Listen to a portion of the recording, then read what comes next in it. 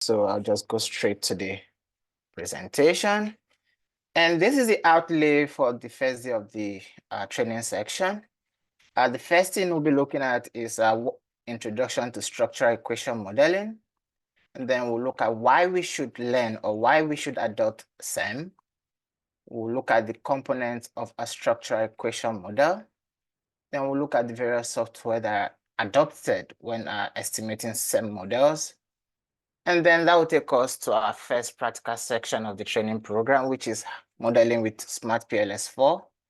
And then we'll also assess our measurement model in SEM in our second practical section.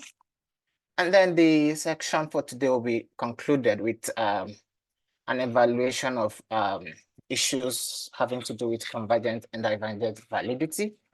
We'll get to understand this concept as the training section progresses. Now, the first question we would ask ourselves is, what is structural equation modeling? You know, we all are familiar with regression analysis, logistics regression, and so on and so forth. Now, we commonly refer to those techniques as first-generation multivariate data analysis techniques, and they have been very useful in progressing the statistical and analytic field of study.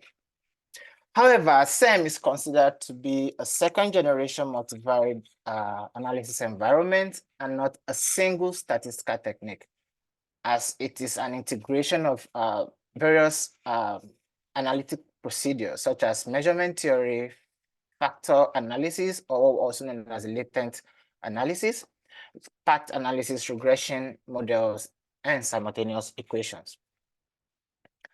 Now, the concept of structural equation modeling was conceived by a Swedish econometrician named Herman Wald in the 1970s. And what do you do when you're a professor and you have a very brilliant idea? You recruit a PhD student. And so he recruited his first PhD student named Carl Gustav in the 1970s. And he developed the aspect of structural equation modeling known as a covariance-based model. And then in the 80s, Jean Bernard came up with the partial least squares model, which is the focus of our study today. Now, it is very important for us to know that both approaches are very relevant today, depending on the context of our research questions. It is therefore very important for the researcher to understand what he or she is doing in order to apply the right method. Now, when we talk about covariance-based model, as I mentioned earlier, it is very crucial for us to know the differences so that when we are running our models, we are able to apply the appropriate estimation procedure. Now, if you have theories or hypotheses that you need to confirm, this implies that we are not looking at causal relationships, so we are not looking at predictive models. We are only looking at confirmation of our theories. Now, CBM is the ideal method to apply. Now, what CBM SEM does is that it estimates model parameters by minimizing the differences between the estimated and sample covariance. Now, one of the basic requirements is that your data must have what we call multivariate normality. Now, the sample size for a CB SEM model has to be large enough. It has model fit indices, and the construct, which you would understand as we progress in the practical sections, are formed as common factors explaining the covariation between its associated indicators. Now, the focus of this training section is actually what we call the PLSM, or the partial least squares structural equation model. Now, the PLSM was introduced as a causal or predictive approach. Remember, I said the CBSM was basically aimed towards the confirmation of theories and the confirmation of hypotheses. So the PLSM was developed to enable us do some predictive modeling, just the same way we do in normal regression analysis. We all know that when we run a regression analysis, we look at the concept known as the coefficient of determination, or R square, which is simply the explanation or the variation in the dependent variable that was explained by the independent variable or variables. Now, this method estimates the model parameters by maximizing the explained variance of the endogenous construct. That is synonymous to what I said earlier about the R square. So the objective here is to look at how highly does the independent variables explain or account for the variations in the dependent variable, which is also known as the endogenous variable. Now, one important thing and why PLSM is widely adopted is because of its non-parametric nature. Now, when we say statistical procedure is non-parametric, it simply means that it does not require the normal probabilistic assumptions that are peculiar with first generation data analysis procedures. And this is one of the endearing qualities of PLSM that makes it a favorite for most researchers. Another important thing is that PLSM is very suitable for small sample sizes. Now you can see that is in red and with those 3 asterisks. Now the problem is if we take a closer look at available literature, a lot of authors and researchers often use PLSM and then they justify their reasons for using it solely a small sample size. But it is very important for us to appreciate the fact that irrespective of the fact that PLSM is capable of handling small sample sizes, the basic tenet of data collection must be obeyed. This means that the fact that PLSM can handle small sample sizes doesn't mean that while collecting your data, the data shouldn't be representative of the population. Your data must still be well collected and must represent the population under consideration. Now, PLSM uses what we call common variance to form construct, or what is also known as composite factors, by weighting the indicators linearly. Now, having understood what structural equation modeling is, and we said it is actually an environment for us to implement various forms of statistical analysis. And we've looked at the 2 types of structural equation model. We said we have the CBSM and the PLSM, and we did say the partially square structural equation model is the focus of our study. Now, the question is, despite the many analytic procedures available to us, why should we concern ourselves with the rigors of learning SEM? Now, for one thing, we can consider first generation multivariate techniques like regression analysis, logistics, ANCOVA, ANOVA, T-square. We can think of them as the days of our mobile phones when we had Nokia 3310. Nokia 3310 does the job, but can we use social media with it? No. So it therefore means that we need improvement in these analytic procedures. For one thing, first generation multivariate analysis techniques have a deficiency when it comes to stating our models. Oftentimes, we need to state series of our equations, such as one dependent variable that is depending on multiple independent variables. And in situations whereby we have something like a causal chain, like X going to Y and Y leading to Z, or more complex relationships, our traditional data analysis regression models are not able to simultaneously estimate those parameters. And this actually has a significant consequence for the result of our research. Another drawback of first generation techniques is the fact that we often require that our variables are observable, such as sales, GDP, age, and so inflation rate, those quantitative variables that can be measured. And strictly speaking, it is expected that the data is measured without error. It's expected that the data is measured without error. And that is why it is contingent that we obey all the rules of normality and so on and so forth. Now, the next thing we want to consider is, what about theoretical concepts in social sciences? Concepts like customer satisfaction, concepts like customer loyalty, happiness. How do we measure those constructs? Oftentimes, we are forced to use what we call the Likert scale, where we ask people to rate their level of satisfaction or happiness or some unobserved abstract properties of an entity.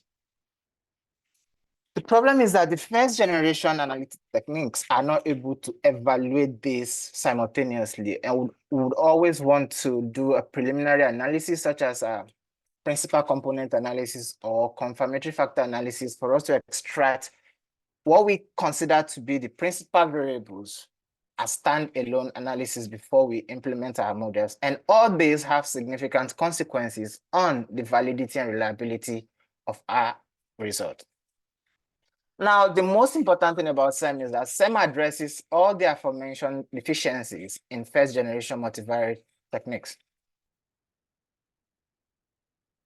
Now, having examined the deficiencies in first generation predictive models, another reason for us to think seriously about learning SEM or applying SEM in our research is the fact that SEM has wide applicability. Now, as of 2022, Hare et al. Gave us a rundown of some of the most significant disciplines in which SEM has been applied: accounting, construction management, entrepreneurship, family business, higher education, and so on and so forth, software engineering. So irrespective of the field in which you find yourself, SEM has applicability in this regard. And this applicability is still growing exponentially. Now, the next thing now is I want to look at the basic concept, or what I call the PAR diagram convention. Now, when you see a structural equation model, these are the likely symbols you're going to see in the model. Now, the first one, which is a rectangle, captures what we call the indicators or the observed variables, also known as the manifest variables. Now, what are the indicators? When you have a questionnaire and you ask someone on a scale of 1 to 5, can you indicate your level of happiness to the following? A, my school has the needed facilities. That is an indicator. So for you to capture an indicator in a structural equation model, you use a small rectangle. Now, the next one, which is the latent construct, is often represented as an ellipse. It's more like a circle that looks like a moon, not a perfect circle.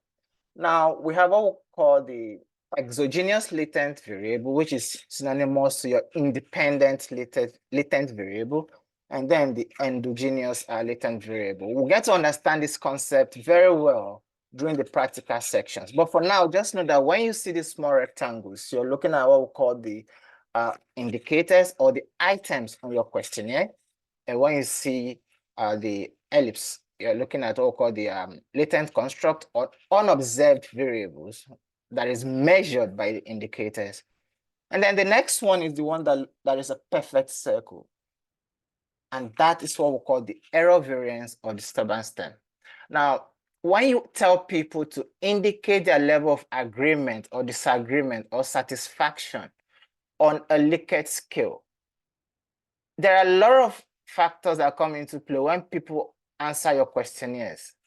Take, for instance, if you ask someone, how satisfied are you? Maybe the person is not really satisfied, but in order not to make you feel bad, the person just gives you something like a 4. So there's an error in measurement. Because you cannot actually capture abstract construct factually. So there's always that deviation from what is the norm and what you're being given. Now, this next one is mostly applicable when we are dealing with what we call the covariance-based structural equation model, That means when you have two indicators and there's a covariation between them, so you use this arrow. Now the last one is what we call the regression path or the directional path, which you'll get to see in our module very soon.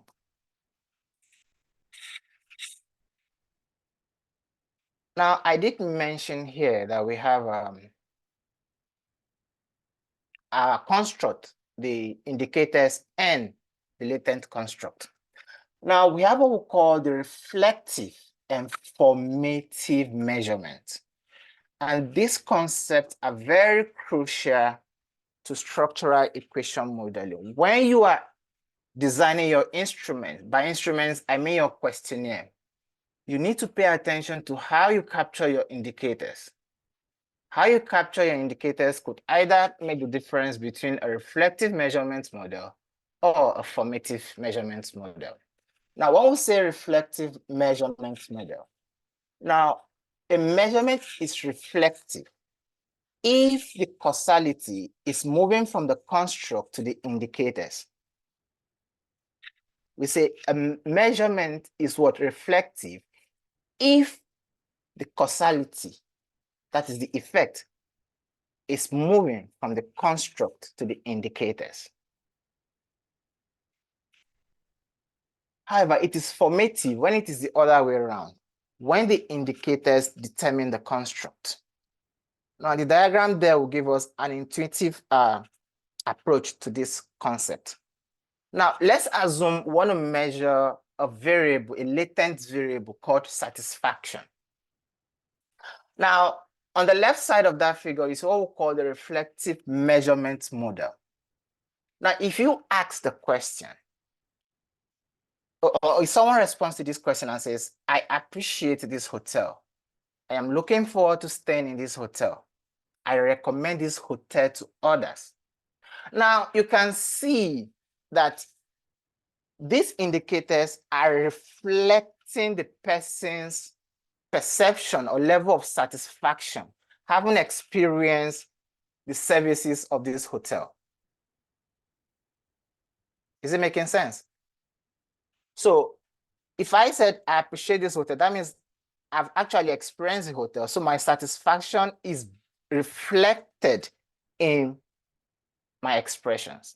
Now, the next one I want to take a look at is the formative measurement of satisfaction. Now, for me to be satisfied, I would expect that my satisfaction is formed by the service provided. That means the service is good, the personnel is friendly, and the rooms are clean. So these three constructs on the right-hand side, they form my satisfaction construct. So how we frame our questions in a questionnaire is very important when it comes to designing our path model. Now, putting it all together, we've talked about the reflective measurement, we've talked about the formative measurement, we've talked about the indicators, the latent construct symbols, the error variance, and so on and so forth. Now, the next thing I want to talk about is the path model. Now, the path model is simply a visualization of the variables in our model and their underlying or hypothesized relationships. So remember, I did mention earlier that the rectangles, the small rectangles represent the indicators, and then the one that looks like ellipses represent the latent construct. Now, a structural equation model has two important parts. The first one is what we call the measurement model, and the second one is what we call the structural model. Now, it's a very simple concept. Now, the measurement model is simply the relationship between the indicators or the items in the questionnaire and the construct you've designed them to measure. Now, in the case of this, the previous slide, my measurement model here is the relationship between these indicators. I appreciate this hotel. I'm looking forward to staying in this hotel, and Y1. So this relationship between them is a measurement model. Same thing is applicable to what is on the right. So the relationship between the indicators and the construct they are designed to measure is what we call the measurement model. That is sorted. So if you take a look at this, the dark brown portion, that's a measurement model. And then this other side is also a measurement model. Now, what is a structural model? The structural model is simply the relationship between the latent construct in the variables. So if I have, let me say X and Y, I'm looking at the relationship between X and Y. The relationship between the two latent constructs is what we call the structural model. Now let's take a look at another diagram. This is also another diagram. You can see we have two exogenous latent constructs, Y1 and Y2, and they are formatively measured. You can see the arrow. This is a formative measure. So the relationship between X1, X2, and X3 on Y1, and the relationship between Y2 and X4, X5, and X6 forms what we call the outer or measurement model of the exogenous latent variables. So that relationship in the first box there, here, here, here. This is the outer model. Now, I did mention earlier that we have either exogenous latent variables or endogenous ones. So the exogenous ones are also synonymous to your independent variables. So this relationship here. And then on the right-hand side, you can see we also have another model here, which is also a relationship between the response variables or the dependent variable or what we call the endogenous variables, latent variables. This also forms another measurement model of the endogenous or response or dependent variables. Now, as I mentioned earlier, the relationship between the latent construct, take for instance, Y1 to Y3, Y2 to Y3, this forms the structural model. You would have an intuitive understanding of these when we go through our first practical section. Now, we live in an age of technology, so no longer do we analyze our data with rigorous manual mathematical procedure. There are so many software available for us to estimate structural equation model. And the focus of this study is Smart PLS. And the choice of Smart PLS as an entry-level software is because of its intuitive nature and it's very accessible to the non-technical user, meaning that anyone without a strong statistical background can actually use it efficiently. Then we have LISRE, which was designed by the proponent of SEM, the M+, Amos, Theta, Lavan, and so on and so forth. There are so many of them. Now, before we go through the practical section 1, I'll go through the comments to see if there are questions. Someone said, good. Okay, let me start from the beginning. Okay.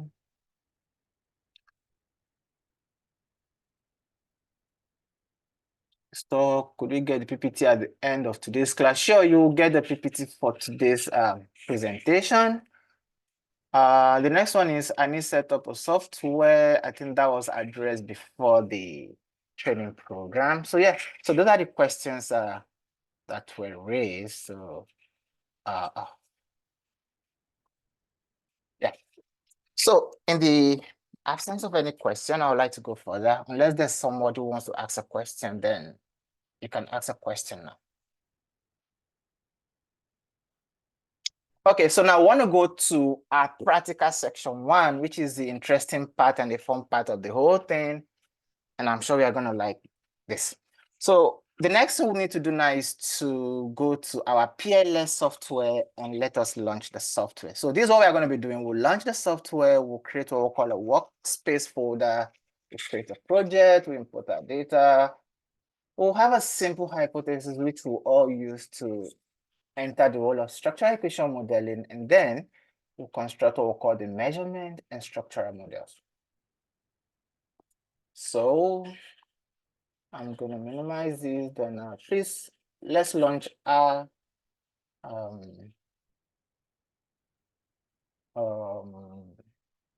what's it called? PLS. Mm.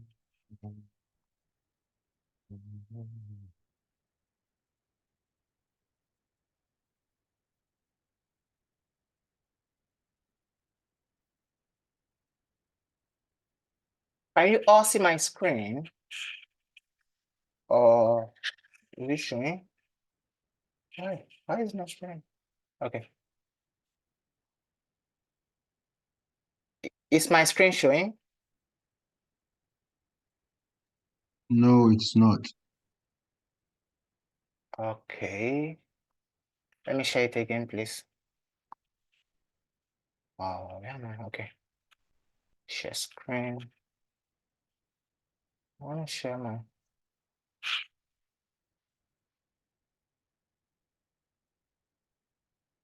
I think it's showing now, right? Yeah. Okay. So if you are just launching your, what's it called? Your Smart PLS software for the first time, you're not going to have all these things on the left side of my screen. You're not going to have them. Now, you will be asked to create a workspace. So all you have to do is, ideally, I would like you to just go to your desktop or anywhere on your PC, create a folder and call it PLS. Let's say I go to my desktop.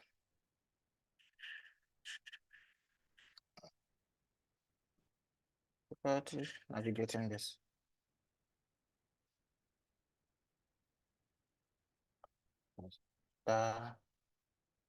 Yeah. So let's say I just go to somewhere in my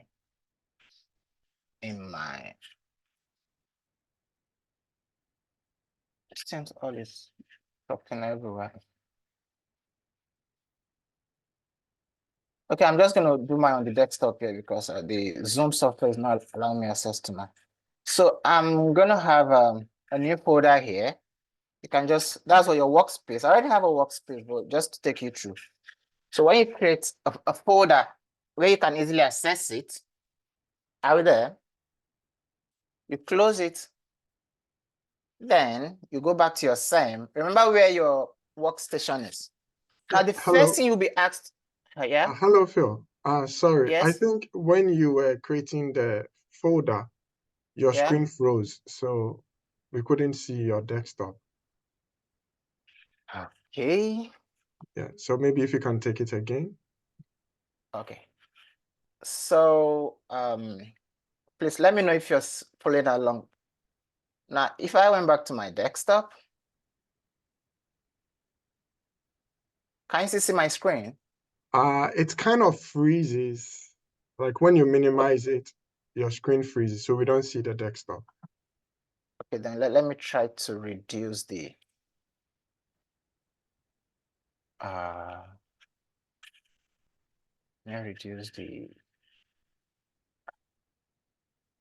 okay, but please create a folder somewhere. Just an empty folder, a normal folder, because I don't know what's happening. Just create a folder. You all know how to create a folder. Just create a folder anywhere you can access it easily. Have you all done that? Just create a folder anywhere you like on your PC.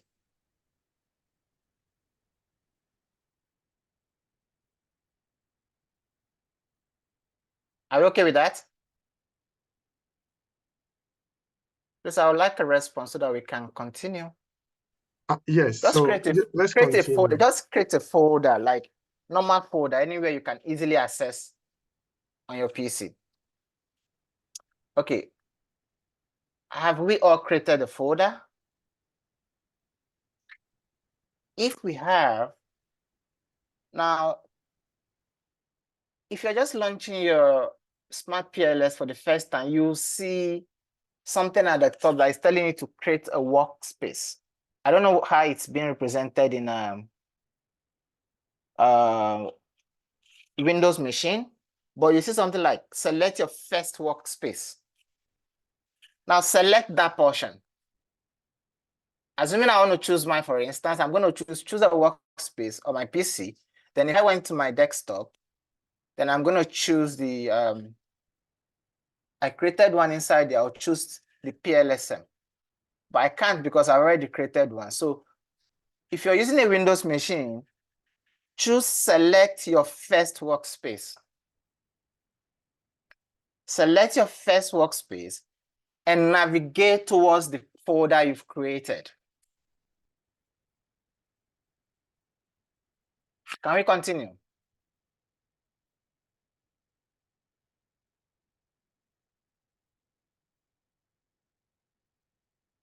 Okay, someone said we know how to create folder. Let's go on. Okay, so I assume we've all done that. Thank you for the response. That's all I wanted.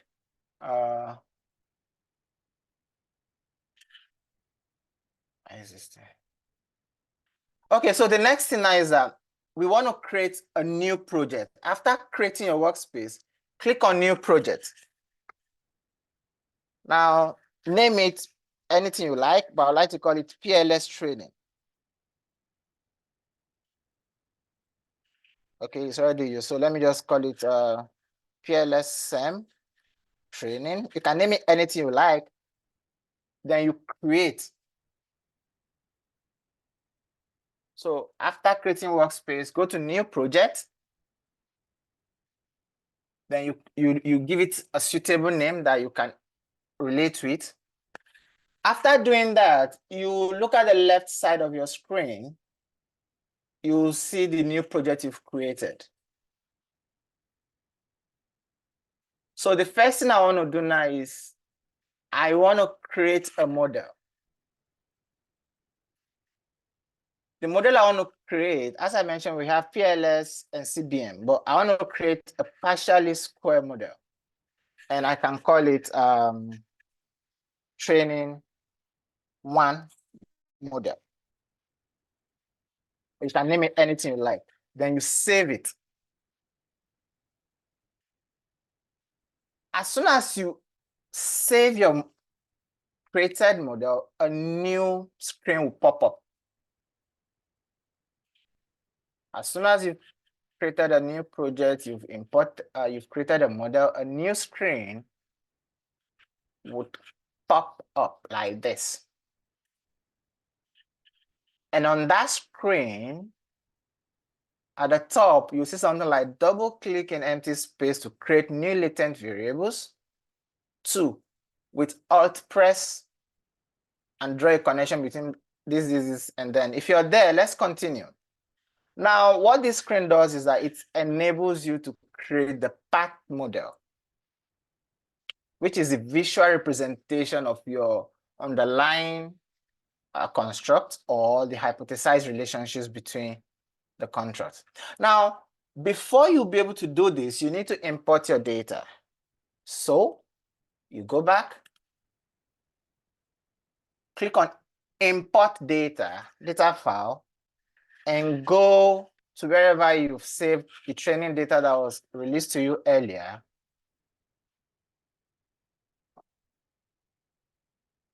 Import data file, go to the training data that you've saved on your PC, select it, and open it.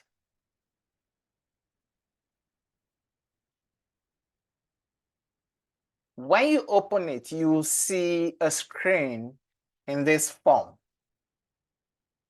Now you can see gender, service provider, service type, blah, blah, blah. And on the right-hand side, you see the missing scale, or what we call the measurement scale. And we all know we have 4 measurement scales: the nominal, ordinal, interval, and ratio. Now, gender is a grouping variable, so it's a nominal scale, so it's binary. Service provider should be categorical. Service type should also be categorical or binary, depending on how you want to name it. And then I think the rest are captured on Likert scale, and we consider them as interval in this regard. So if you've done all that, the next thing you do is you click on import data on the lower left corner of your screen. Now, when you import the data, you have something like this. it takes you straight to the description of the data. You see something like indicators, and then some descriptives, standard deviation, curtices, and so on and so forth. You can also check the bivariate correlation of the indicators if you click on correlations. Of course, correlation is a measure of the relationship between the variables. We'll come back to all this later. You can also check your raw data. You can also check your raw data. Yeah, so having loaded your data,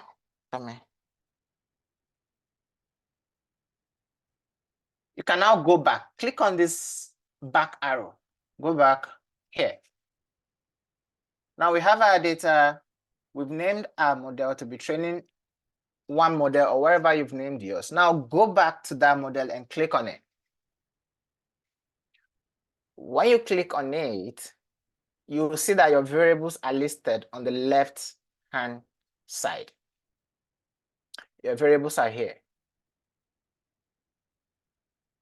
So your variables: gender, service provider, service type, COMP1, COMP2, COMP3.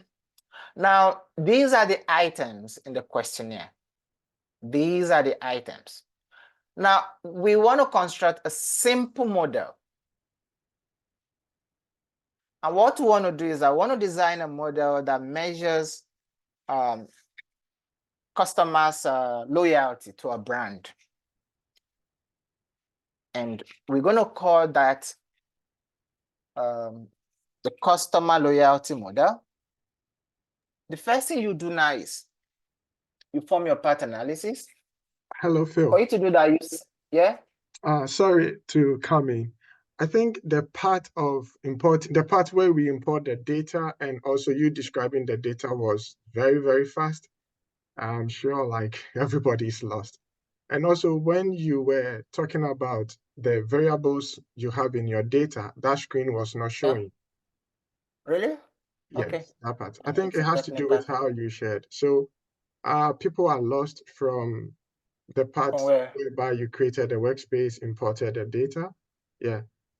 Oh, if you Okay. can go Okay. over it for us again. Okay, thank you. Okay. Okay. Okay. Okay. So I'll do that. I'll do that. Okay, so I'm gonna go back. Go back. So we start with creating a workspace because someone said they know how to create a folder. So as long we've all created a folder now. And I'd like a response, please. Because no one is saying anything. So as long we've all created a folder and we know where the folder is. So that folder we've created now, we want to choose it as our workspace. Now, if you are just launching your Smart PLS for the first time, if you're using a Windows machine or even a MacBook, you're going to see select your first workspace at the top. Select your first workspace at the top. Now, I haven't created your folder. Please select that.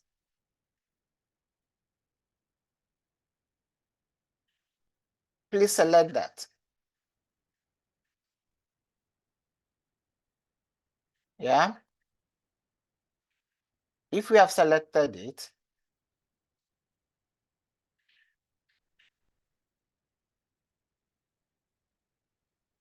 it will open up. Let me say I want to choose a workspace. It will open up a window for me to select the folder.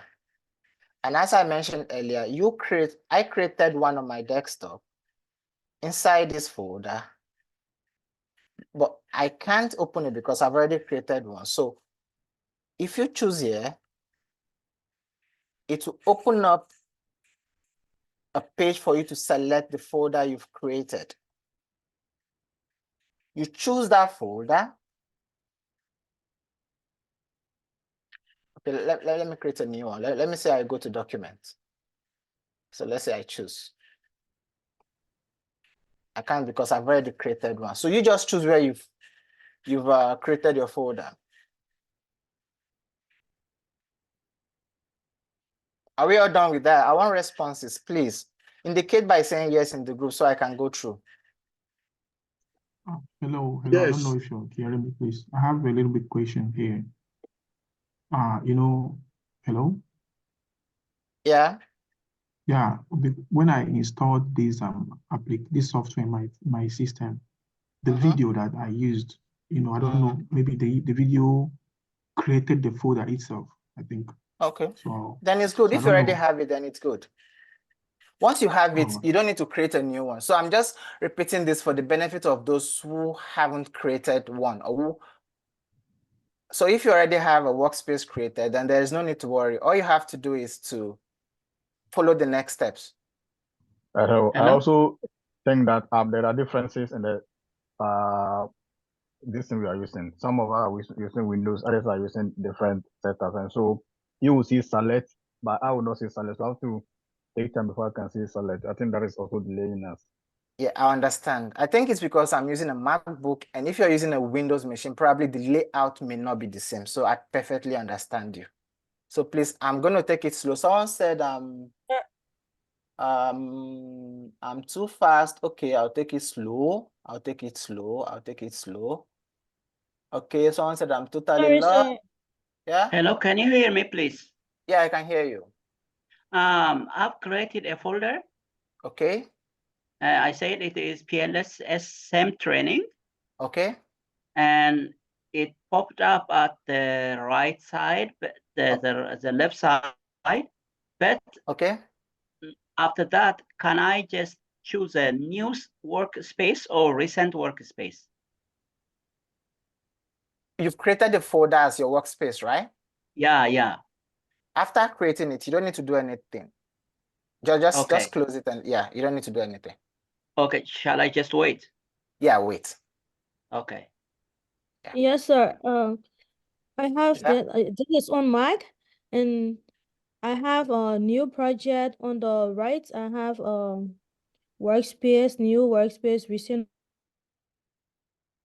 So I Yeah. don't know like where to get this folder. Okay. It's on Mac, Okay. but I'm seeing new projects on the left side. Then I see I only see a workspace. Okay. I I don't understand you. see. Have you don't worry about the workspace. Once you are seeing new project and you've created a workspace, don't worry. We'll go over it one after the other. Okay? Okay. Once you've created a workspace, don't worry. The next step is the new project portion of it. Any other question, please? Okay, the last question. Yeah. For me, I just created the folder, but I don't know where I can get the Smart PLS. Can we do it by downloading, or where can we find it? The Smart. I understand. Probably you just joined the program. We've been sharing links for you to download the Smart PLS software. And I think you can do that after today's training session because it's a software you need to download. Okay. Yeah. So I think Okay. it would be good you just follow through and probably watch the video later after downloading your Smart PLS. Okay. Yeah. Any other question, please? Yes, sir, please. I get the PLS folder on the left of the screen, Yeah. and the next is create down the PLS folder. It is create model. Then what should I do next? Okay, I'm going to take it over again. I'm going to start from new All right. project. So I want to believe that at this stage, we've created our workstation, right? Or workspace. Have we? Okay, if you have created your workspace, the next thing we want to do now is that if you've created a workspace, you will see something on your left-hand side here. Because when I created my workspace, I have this. After that, we want to create a new project. I'm going to take it very slow now because someone said I'm too fast, so I'm going to take it very slow. And if you still think I'm fast, please prompt me. On the workspace, I have iCaf. Sorry? For my workspace area Yeah. on the left, Yeah. I have iCaf, almost like a sharp arrow. but you've created a workspace, right? The most important thing is create a workspace, even if you don't know where it is. Have you created a workspace? Have you? I think Teacher what Sam? she's saying is what she has is ICANN. That is the only thing she has in the left-hand side of her system. What she's Yeah. having to, If she has she's having archive what? for Mac user, it's fine. I'm also using my archive, is fine. That means you Okay. don't have any problem. Okay, Yeah. thank you very much. Okay. So the next thing is, if we have all created our workspace, the next thing we do is click on new project. Please, let's do it. Let's follow through, please.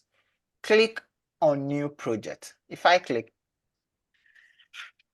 when you click, you see something like create a new project. Are we there? Yes, yes. Hello. We Create. don't see that part of the screen because I'm still sharing the screen, so I don't know why it's not showing. I think you shared the Smart Wait. PLS or the entire screen. Wait. We can see. But you can see my screen now, right? Yes. Yes. And you can see new project, right? Yes. So if I click this, can you see the follow through? No. But when we all It click, did we doesn't see come. create new project? Create new project dialog box comes. Yeah, Please, we saw please. create new project. Yeah, so and please there's- just follow through. Please follow through. Click new project. Have you clicked, please? Yeah. Now, Yeah. when you click, you see a pop-up window saying create a new project. Yeah. Yeah. Then you see name Yeah. with a blinking. Yes. Yes. Can you see Yes. that, please? Thank you. Yeah. So now we want to create a new project, and you can call it PLS training or anything. Just name it a name that you're okay with. Maybe PLS seminar training. Have you all done that? Yes. After typing in your desired name, the create button will be activated. Yeah. After that, please click on create.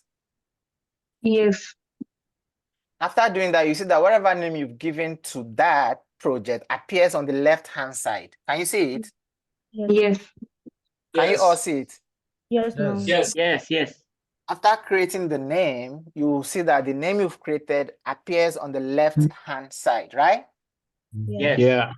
And under that name, you see something like create a model and import data. Is it Yes. showing? Yes. Import Yes. data file, create a model. Yeah. Thank you very much. So are we all there? Yeah. Good. So if we have all created a new project, and under the name of our project, we can see create model, and we can also see import data, then I think we are progressing. Yeah.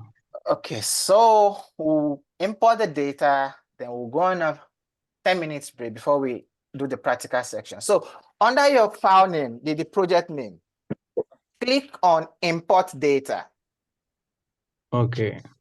Create in import data.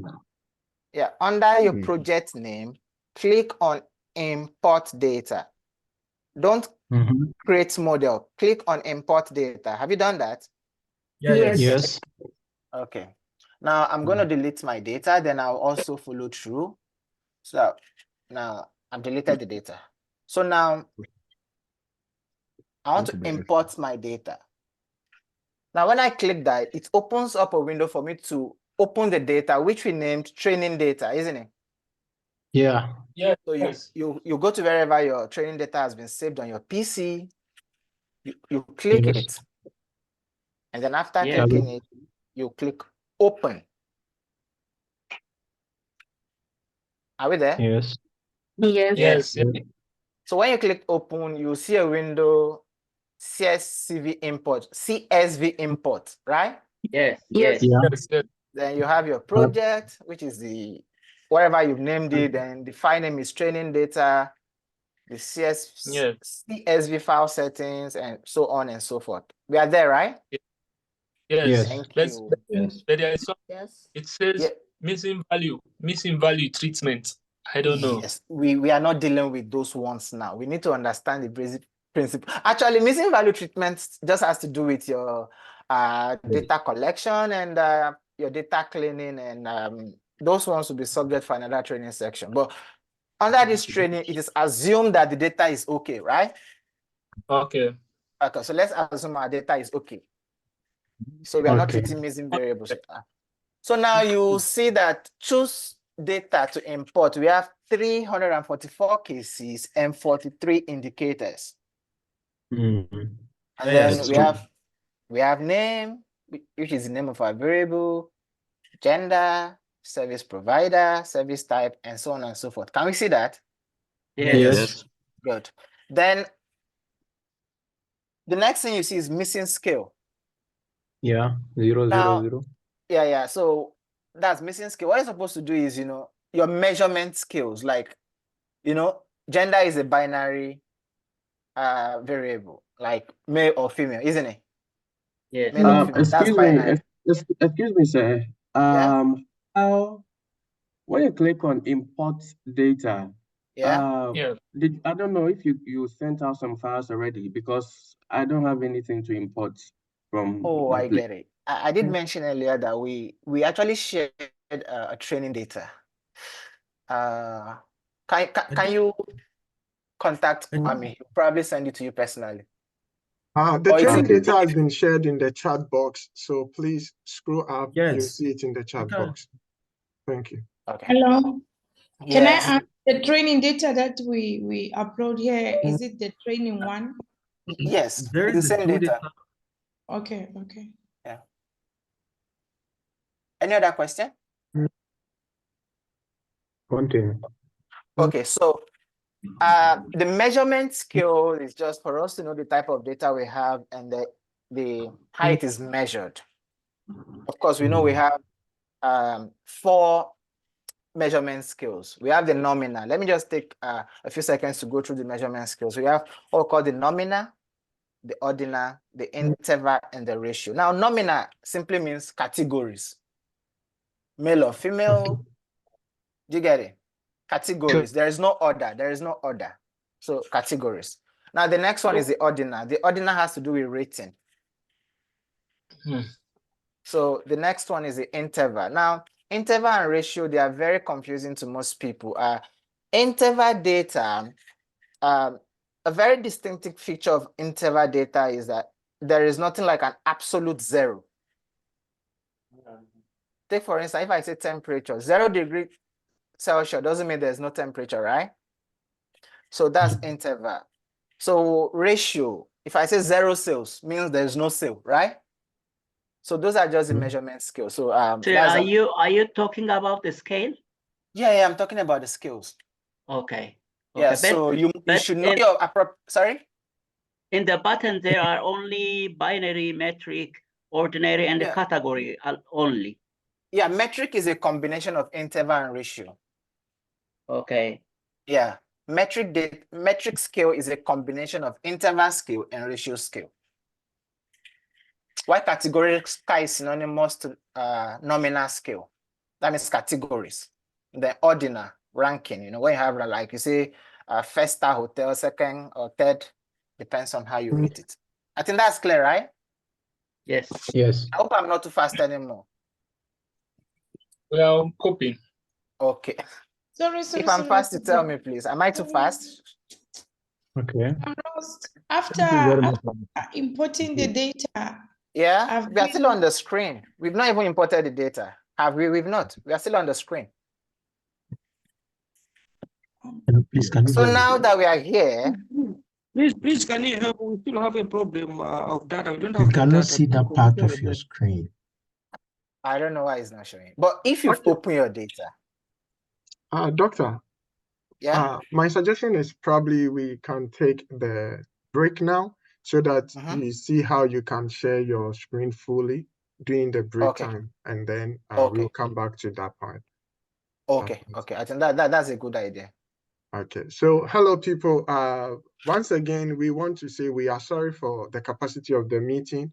We just realized that the add-on for us to have unlimited number of people is no longer available for use. So the meeting can only have 100 people. So if your friend is unable to join, what the friend can do is to join you in your room, or after the session, we will present the recordings in the group so that people can have access to it. And before we take the break, we want to say that for those of you